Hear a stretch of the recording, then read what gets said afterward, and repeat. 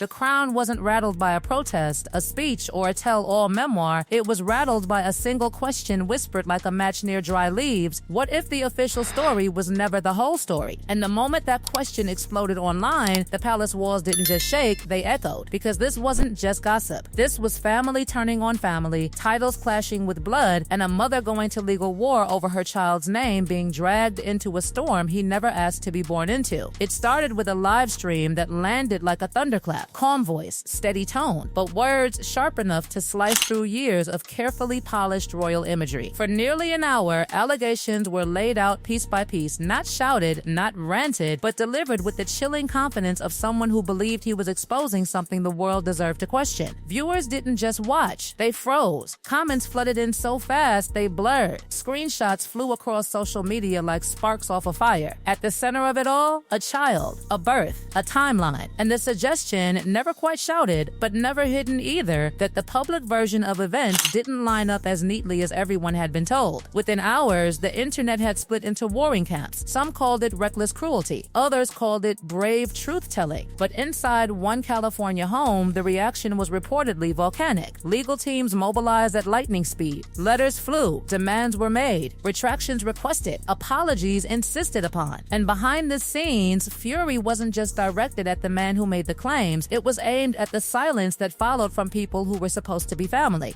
Because here's where the emotional temperature really spiked. The expectation of protection. In the past, every public hit had been met with a counterstrike. A statement, a show of unity. This time, nothing. No immediate defense. No visible outrage. Just a silence so loud it started sounding like distance. And in royal drama, silence is never just silence. It's interpretation fuel. Back in Britain, the palace reportedly went into quiet crisis mode. Not public statements, those are easy. Internal meetings. Advisors summoned. Legal implications whispered behind heavy doors. Because even if the claims were disputed, even if they were wrong, the existence of the accusations was the real threat. Monarchies run on perception, on certainty, on the illusion that everything is documented, orderly, unquestionable. A public debate about royal lineage? That's not just messy, that's existential. And then there was the personal layer, the part that turned this from institutional panic into emotional warfare. Old resentments, old interviews, old slights that had never truly faded. Some insiders framed the live stream not just as an attack, but as retaliation years in the making. A son defending his mother, a duchess defending her child, a king trying to defend the crown itself while both sides set fire to the carpet. The timing made it worse. Holidays, family season. Instead of unity photos and carefully staged cheer, the monarchy was dealing with legal filings, reputation management, and the kind of headlines that don't fade after a news cycle. Behind closed doors, the reported mood wasn't just anger, it was dread. Because once questions like these enter public conversation, they don't politely leave. They linger, they mutate. They resurface every time a title, a line of succession, or a royal milestone is mentioned. Meanwhile, public opinion turned into a digital tug of war. Some people saw a mother fiercely protecting her child from what they viewed as cruel speculation. Others saw a powerful figure trying to legally silence uncomfortable questions. And hovering over all of it was that unresolved absence, the voice everyone expected to hear, but didn't. Was it strategy? Shock? Private conflicts spilling into public consequences? No one knew, and that uncertainty only fed the narrative spiral. The legal battle itself became part of the spectacle. Defamation, privacy, emotional harm, words that sound clinical on paper but carry nuclear weight when tied to a child and a royal bloodline. Lawyers argued over damage, commentators argued over truth, and the palace, ever allergic to courtroom drama, found itself uncomfortably close to the possibility that family conflict could drag centuries-old traditions into modern legal cross-examination. But beneath all the strategy, statements, and speculation was something rawer, betrayal, the kind that doesn't come from tabloids or strangers online, but from someone inside the extended circle. That's why this hit differently. It didn't feel like outside attack, it felt like internal detonation. And those are the blasts that leave the deepest cracks, because they shake trust, not just image. As days passed, the story didn't cool, it deepened. Every non-statement became a statement.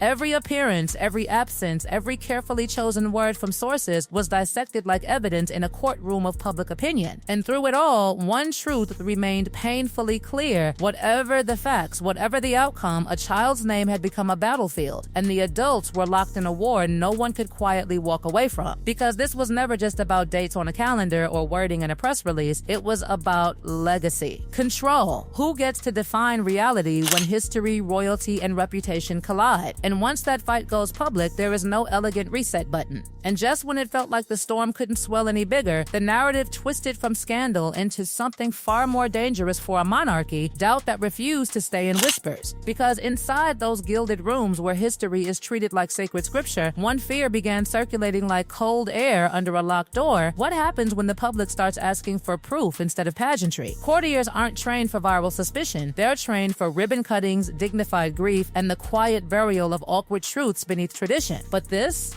was modern, messy, and global. Every legal filing sparked 1,000 think pieces. Every alleged detail was screen recorded, slowed down, analyzed like conspiracy footage. And the palace, built on mystique, suddenly found itself living in the age of metadata and digital receipts. Behind the scenes, what reportedly stung most wasn't just the accusation, it was the loss of narrative control. For years, the strategy had been simple: rise above, say little, let the news cycle choke on its own drama. But when the drama centers on succession, lineage, and the origin story of a royal child, say nothing starts to look less like dignity and more like evasion. Meanwhile, across the ocean, the emotional temperature inside that Montecito bubble was said to be reaching breaking point. Lawsuits aren't just legal tools, they're emotional declarations. They say, "You hurt me and I'm not absorbing this quietly." Insiders painted a picture of a mother who felt cornered, who believed a line had been crossed so brutally that silence would look like surrender. But the tragedy threading through it all was that the louder the adults fought, the more a little boy's name echoed in spaces it never should have. Comment sections, late-night monologues, panel debates. A child who should have been shielded by both sides had instead become the centerpiece of a tug of war between image, truth, loyalty, and revenge. And then came the deeper fracture, not legal, not institutional, but personal. Because when partners stop presenting a united front, the world doesn't just notice, it speculates. Body language gets analyzed, timelines get questioned, separate appearances turn into proof of emotional distance. Whether fair or not, perception hardens fast. Those close to the situation described a painful tension: protect the family at all costs, or quietly confront questions that had been buried for the sake of peace years earlier. Loyalty pulling one way, truth, or at least the fear of it, pulling the other. And in royal life, where every personal decision carries constitutional ripples, that inner conflict becomes a national storyline. Back in London, another shift was unfolding, colder, more procedural. Not public outrage, but paperwork, quiet reviews, consultations with people whose job isn't drama, but continuity. Because monarchies don't just survive on emotion, they survive on documentation, precedent, and rules written long before anyone currently alive was born. And if even a suggestion of irregularity starts circulating, the machine doesn't explode, it audits. That's what made this moment so uniquely explosive. It wasn't just tabloid chatter, it was the collision of modern transparency culture with an institution built on controlled opacity. The public saying, "Show us." The palace instinctively replying, "Trust us." And trust, once cracked, doesn't reseal just because someone asks nicely. Public opinion, predictably, stayed split. Some saw a smear campaign wrapped in pseudo-investigation, arguing that certain lines should never be crossed, especially when a child is involved. Others insisted that powerful institutions should never be beyond scrutiny, no matter how uncomfortable the questions. The middle ground, almost non-existent. Nuance doesn't trend, outrage does. What made palace officials especially uneasy was how sticky the narrative had become. Even if courts eventually ruled one way or another, even if statements were issued and retractions made, the question would remain archived forever in the digital bloodstream. Future documentaries, future biographies, future debates about the modern monarchy would all trace a line back to this moment, the winter when certainty wobbled. And hovering above it all was the biggest, quietest horror for the crown: erosion.